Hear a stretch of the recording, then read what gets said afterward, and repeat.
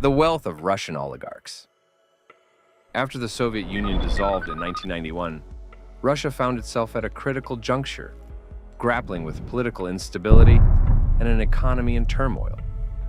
This transformative period saw the emergence of an influential group later known as oligarchs, extraordinarily wealthy and powerful individuals whose ascent would leave an indelible mark on Russian history. Russian oligarch. Russian oligarchs. Russian oligarch. Russian oligarch. The rise of the oligarchs.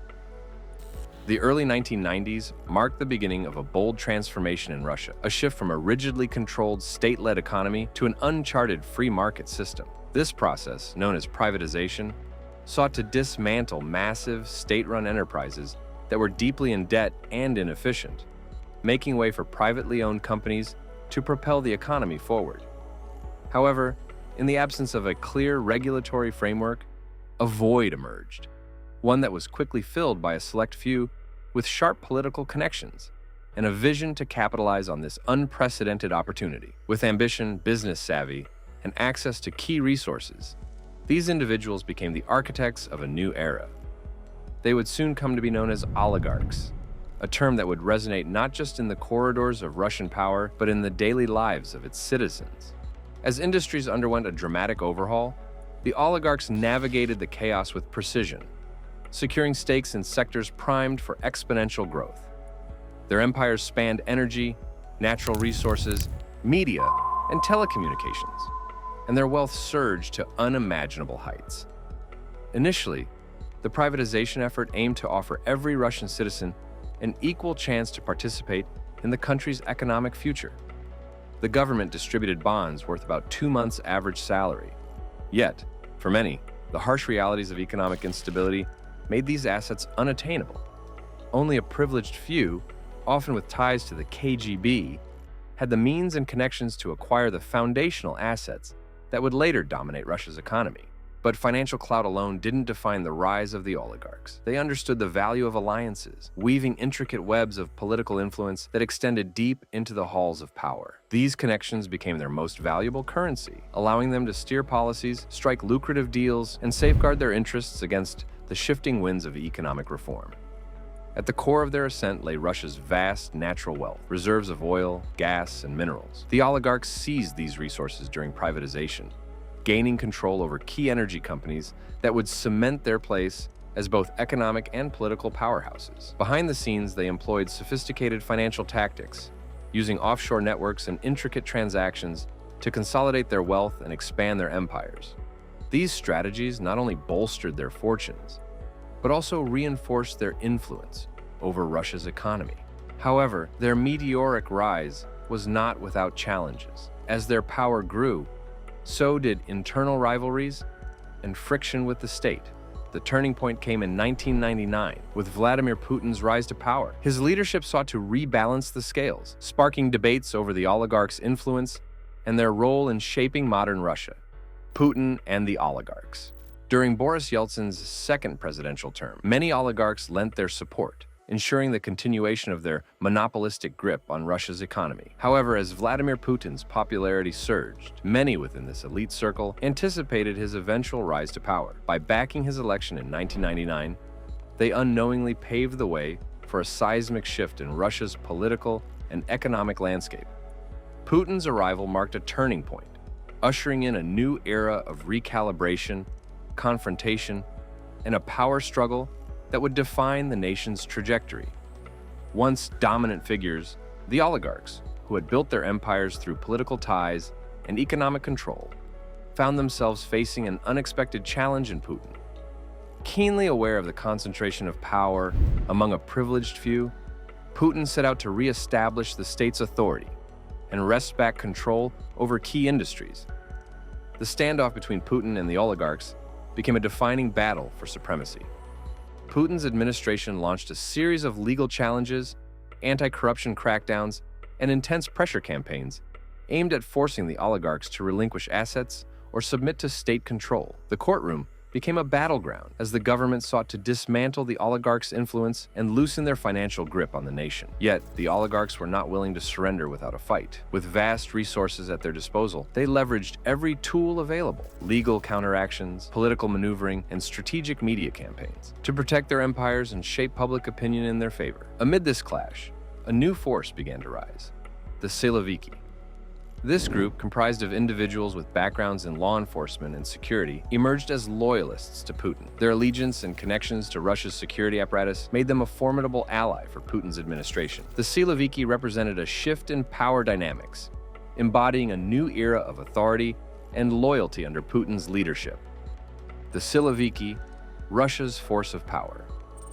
The emergence of the Siloviki signaled a profound shift in Russia's power dynamics.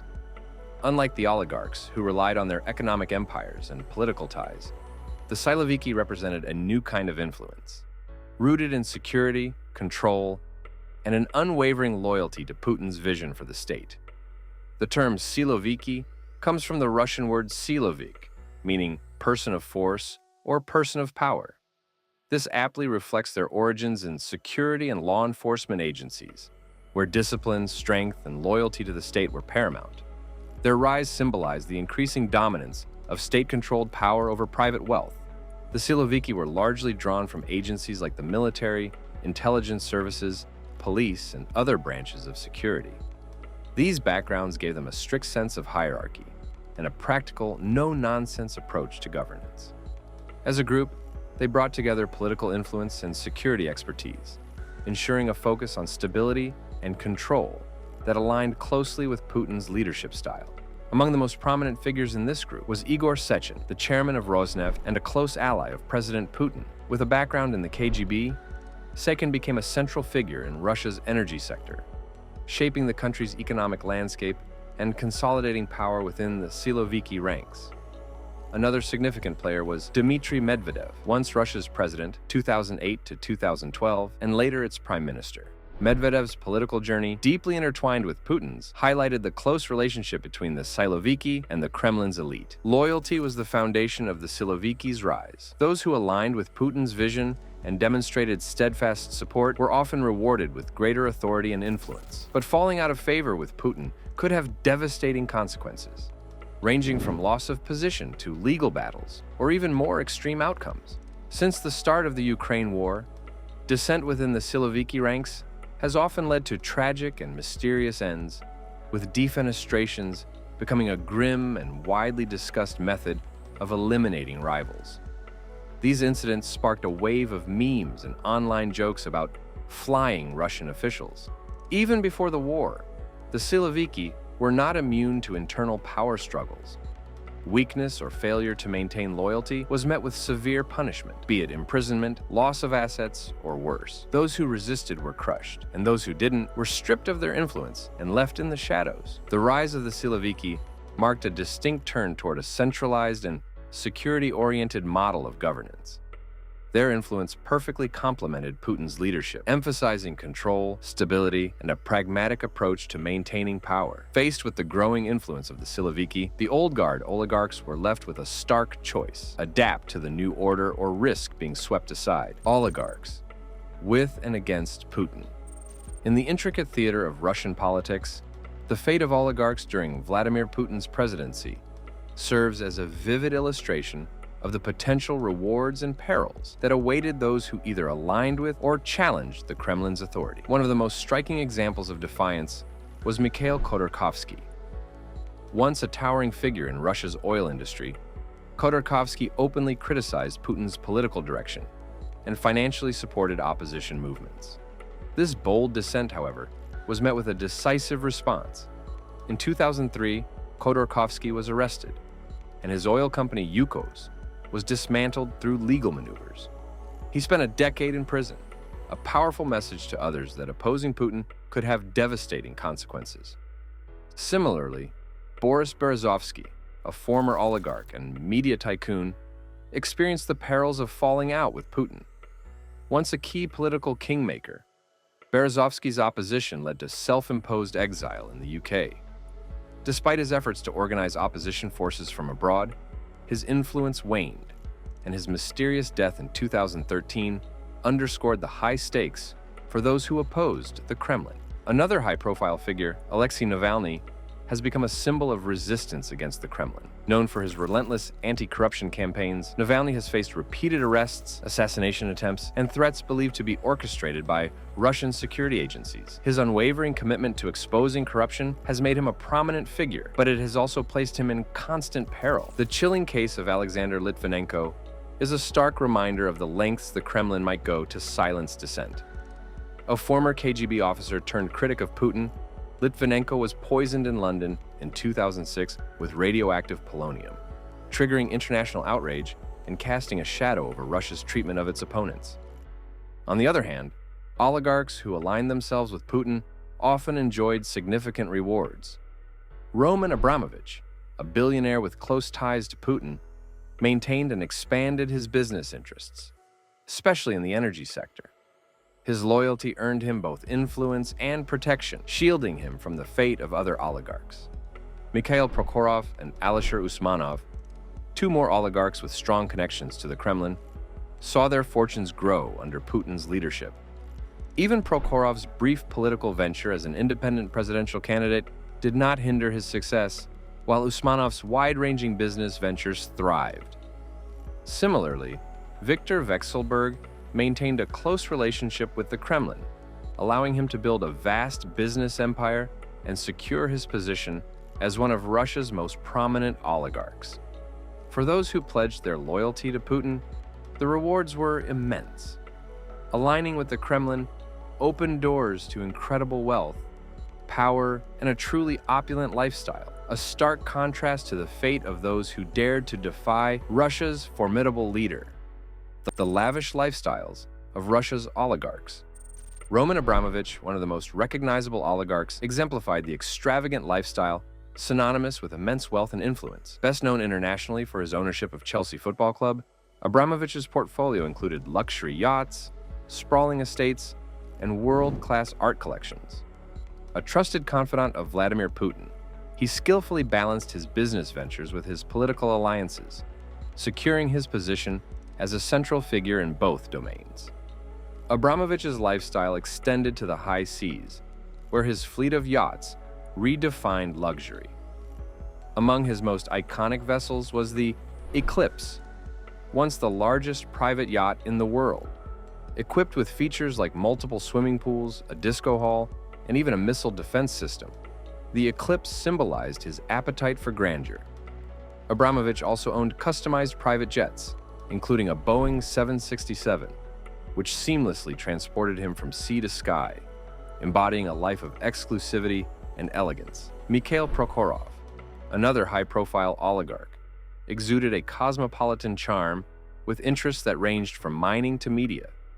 His ownership of the Brooklyn Nets basketball team and ventures into the entertainment industry showcased his global reach. Known for his energetic lifestyle, Prokhorov also ventured into politics, running for the Russian presidency in 2012. His luxurious homes, from a sprawling villa in the French Alps to a Manhattan penthouse, reflected his jet-setting persona and his ability to bridge worlds of business and leisure effortlessly. Prokhorov's private jets were more than just transportation. They were mobile hubs for his diverse endeavors, enabling him to manage his empire across continents. His properties and celebrations offered a glimpse into the high-flying life he carefully curated, where luxury and ambition went hand in hand. Alisher Usmanov built his empire through metals and mining, rising to become one of Russia's wealthiest individuals. His high-profile stake in Arsenal Football Club solidified his international standing, while his passion for art and philanthropy added a multi-dimensional aspect to his persona. Usmanov's private jets and yachts, such as the famed Dilbar, were symbols of his success and taste for the finer things. From London to Moscow, his grand estates became the backdrop of a life that blended business acumen with cultural sophistication.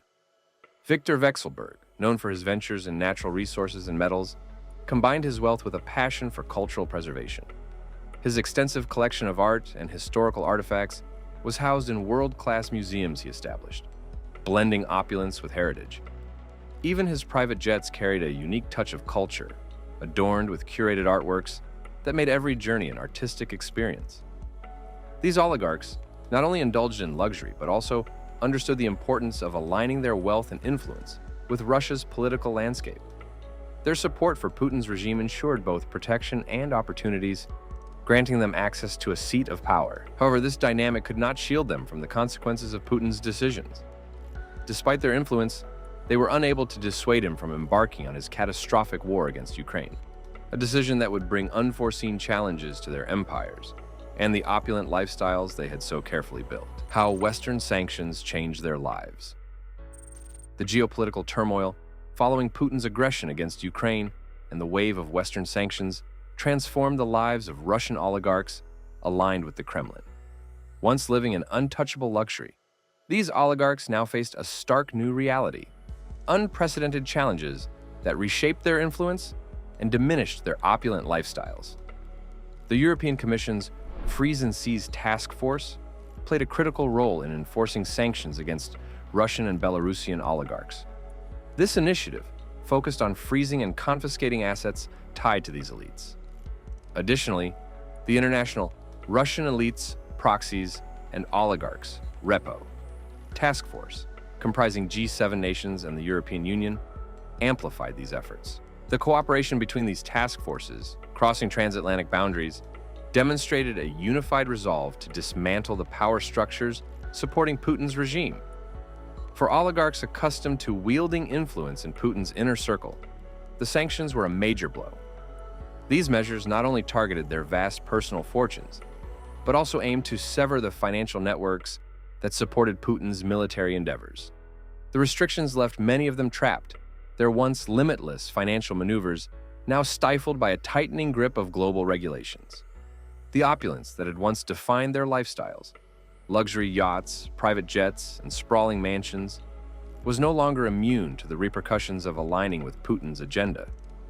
Sanctions and increasing scrutiny from international regulatory bodies exposed the vulnerability of their unchecked wealth and influence. The drastic shift underscored the fragility of their power in a rapidly evolving geopolitical landscape. Some oligarchs, like Mikhail Friedman, sought to navigate this new reality by lobbying for the lifting of sanctions and engaging with opposition figures. However, their efforts yielded limited success, as the global resolve behind these sanctions exposed just how precariously their fortunes were tied to the Kremlin. While the grandeur of these oligarchs has been momentarily disrupted, a larger question looms. Can they leverage their immense wealth and influence to alter the course of Putin's regime? Or are they too deeply entangled in the web of Russia's power structures to make a meaningful stand? For now, their influence appears more ambiguous than ever. As we consider the impact of sanctions on Russia's oligarchs, one thing remains clear. Vladimir Putin is unlikely to back down easily. Protected by one of the most elite security forces in the world, his grip on power appears as formidable as ever. Interested in learning more about Putin's elite bodyguards? Stay tuned as we unveil the secrets of the Kremlin's most loyal protectors.